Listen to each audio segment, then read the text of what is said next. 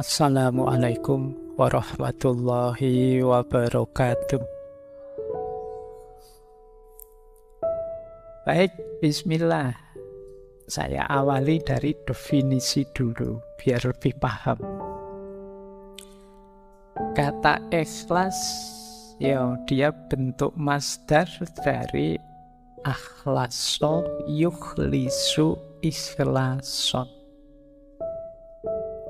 Jadi ini artinya bersih, murni, jernih.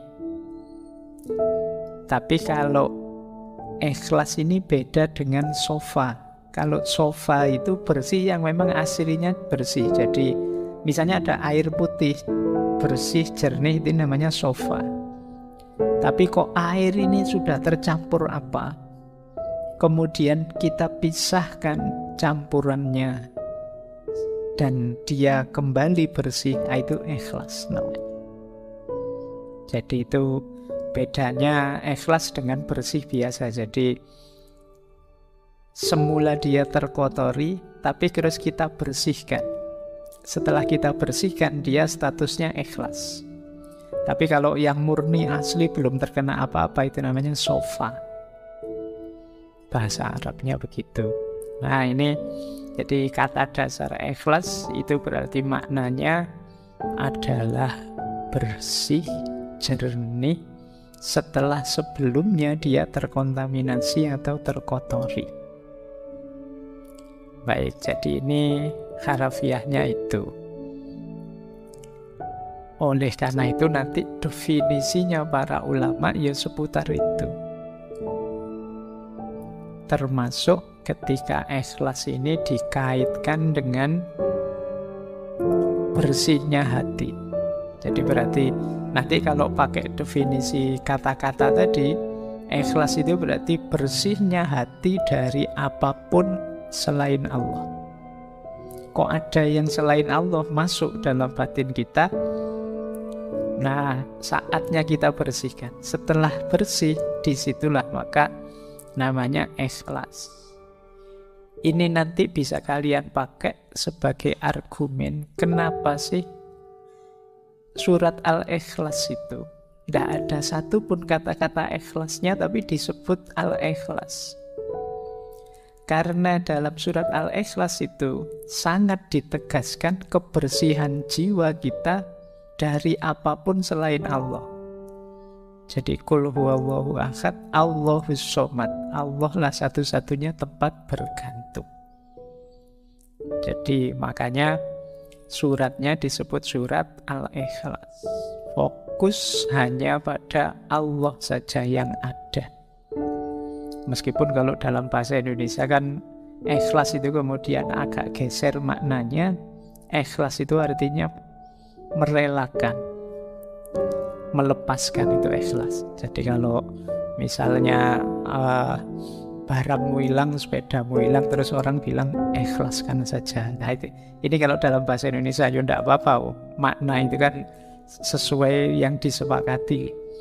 Jadi kalau di Indonesia kata ikhlas agak berbeda konotasinya. Makanya kalau ada yang tanya, orang bilang mari kita ikhlas, ini ikhlas versi bahasa Indonesia atau versi bahasa Arab? Kalau versi bahasa Arab hubungannya dengan jernihnya jiwa. Kalau versi bahasa Indonesia hubungannya dengan merelakan. Ya kalau kamu punya sesuatu diambil orang, relakan saja. Kalau kamu dapat apa kok terus hilang, relakan saja. Itu ikhlas versi Indonesia. Ya tidak salah, memang nanti bisa dihubungkan dengan itu, meskipun intinya tidak itu. Baik, di situ saya bawakan kemudian definisi istilahnya yang disepakati. Yang pertama dari Imam Ghazali, yang kedua dari Imam Qushairi yang menulis Risalah Qushairiyah. Dan definisi ini mungkin yang sering teman-teman dengar. Jadi kata Imam Ghazali, ikhlas itu adalah apa yang ada dalam tujuan amal murni untuk mendekatkan diri pada Allah saja. Jadi ikhlas itu tujuan. Kita melakukan sesuatu yang tujuannya Allah saja, tidak ada yang lain, tidak ada keuntungan apapun yang kita inginkan selain ridhonya Allah saja, itulah ikhlas. Nah, Imam Qusairi juga mendefinisikan dengan kalimat yang mirip saja. Ikhlas itu penunggalan al-haq dalam mengarahkan semua orientasi ketaatan untuk mendekatkan diri hanya kepada Allah semata. Maksudnya sama, tujuannya Allah saja. Ada banyak definisi para ulama, tidak saya bawa semua. Intinya maksudnya sama. Jadi kita beramal, berorientasi dalam beragama itu hanya Allah saja. Jadi memang tujuan kita Allah saja. Kok ada tujuan lah, berarti tidak mikir dunia sama sekali. Dunia difikirkan, diolah, dikelola, kita hidup di dalamnya dalam rangka menuju Allah. Semuanya kita jadikan kendaraan menuju Allah. Berarti saya tidak kerja Pak, yo kerja, cuma kerja dan hasilnya dipakai untuk mendekat pada Allah. Berarti saya tidak perlu belajar ilmu ini, ilmu itu, toh Pak, ilmunya tetap ilmu ikhlas saja. Tidak, ya tetap belajar apapun yang kamu butuhkan, kamu perlukan, tapi nanti jadi kendaraanmu untuk tambah dekat pada Allah. Jadi ini orang yang ikhlas. Dan banyak ayat-ayat Al-Quran yang menyebut itu. Malam hari ini sengaja tidak saya bawa, sudah sangat sering disebut di banyak ceramah, di banyak pengajian. Ya mungkin teman-teman hafal lah, misalnya surat Al-Bayyinat itu ya, ayat 5, wa ma umiru illa liya'budullaha mukhlisina lahuddin.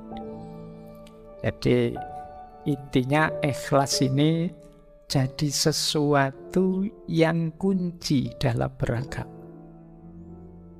Dan ada beberapa ilustrasi saya selingi dengan ini ya. Ini yang pertama, ada ilustrasi orang ikhlas itu seperti apa sih. Ini pertama saya ambil dari Syekh Abdul Hamid Al-Angkuri. Angkuri itu Angkara. Kata beliau, sebagian ahli hikmah berpendapat kalau kalian bingung ikhlas itu seperti apa, kata beliau, ikhlas itu seperti penggembala kambing yang sedang beribadah, sholat misalnya. Penggembala kambing itu ketika dia sholat ibadah, di samping gembalaannya, dia tidak pernah mikir yang lain. Dia tidak pernah mikir ini nanti kambing-kambing muji saya apa anu saya, enggak. Jadi lawatnya ikhlas itu kan riya. Orang yang tidak lillahi ta'ala, ada pamrih-pamrih lain selain Allah, disebutnya kan riya. Ini penggembala kambing ini tidak mungkin riya. Oh, biasanya kan penggembala kambing itu adanya jauh di tempat-tempat di mana bisa kambing dapat minum, dapat makan, jauh dari keramaian. Penggembala kambing itu kalau beribadah, dia tidak mikir pamer, mau pamer pada siapa, tidak ada siapa-siapa. Adanya ya cuma kambingnya. Apa dia gaya kayak orang soleh terus dipuji sama kambingnya, ya udah. Jadi beribadahlah seperti dia, penggembala kambing ini, kata Syekh Al-Angkuri. Jadi orang beramal tidak usah peduli pandangan manusia terhadapnya, sebagaimana dia tidak peduli orang penggembala tadi terhadap pandangan kambingnya. Yo, pandangan kambing kan tidak perlu kita dengarkan. Misalnya, wah tiba-tiba kok kambing memuji, kan kamu alam mau kambing aja kok. Posisikan komentarnya orang, pandangannya orang di situ, kata Syekh Abdul Hamid. Oke ya, ya mungkin ini yang saya bilang seperti saya bilang di awal tadi ya Pak, contohnya kok yo kambing toh Pak. Ayo situasi cocoknya mungkin audiens beliau atau tempat beliau hidup itu banyak penggembala kambing. Contohnya kambing gembalaannya. Oke, baik. Nah, ilustrasi pertama, nanti ada uraiannya lebih panjang. Yang kedua, ilustrasi kedua, contoh ikhlas itu seperti apa? Kembali saya ngambil contoh Imam Syafi'i. Ini bisa dicek di Hilyatul Aulia yang minggu lalu juga kita singgung waktu membahas karomah. Imam Syafi'i ini satu ketika waktu beliau sakit, sahabat beliau Rabi' bin Sulaiman mengunjungi. Kemudian Imam Syafi'i tanya pada dia, gimana kabar sahabat-sahabat kita? Terus berpesan pada Rabi' bin Sulaiman, wahai anakku, sesungguhnya aku ingin bahwasanya manusia mempelajari kitab-kitabku tetapi tidak dinisbatkan kepadaku sedikit pun. Silahkan ambil manfaat dari kitab-kitabku, maksudnya begitu, tapi tidak usah diingat-ingat bahwa itu aku yang nulis. Jadi beliau tidak ingin dapat pujian. Nanti sahabatnya yang lain juga, aku ingin bahwasannya, kata Imam Syafi'i ya, kata pada Harmalah, aku ingin bahwasannya setiap ilmu yang kuajarkan kepada manusia, aku diberi pahala oleh Allah tentu saja, dan mereka tidak perlu memujiku. Jadi aku tidak ingin pujian, aku tidak ingin juga dikenal sebagai orang pintar yang nulis kitab ini, yang tidak butuh itu beliau. Jadi memang inginnya ya kemaslahatan umat, menyedekahkan ilmunya, sisanya hanya untuk Allah saja. Bandingkan dengan kalian hari ini, baru ngerti sesuatu sak paragraf saja itu pun postingannya orang, kamu cuma nge-share saja, kamu merasa kayak yang bikin autornya. Padahal kamu nyuplek pandangannya orang, bawahnya kamu tulis besar-besar namamu sendiri, biar dikenal bahwa aku ini arif, bijak, bijaksana, dan seterusnya.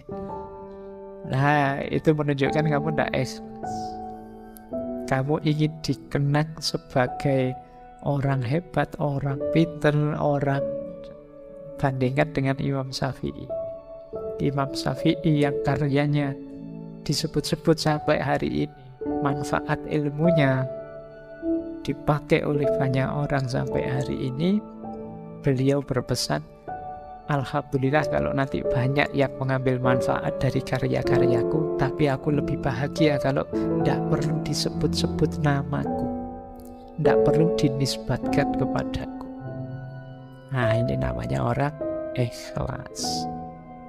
Jadi ilustrasi pertama tadi seperti pengembala kambing, ilustrasi kedua seperti yang dicontohkan oleh Imam Syafi'i, bagaimana mental ikhlas itu.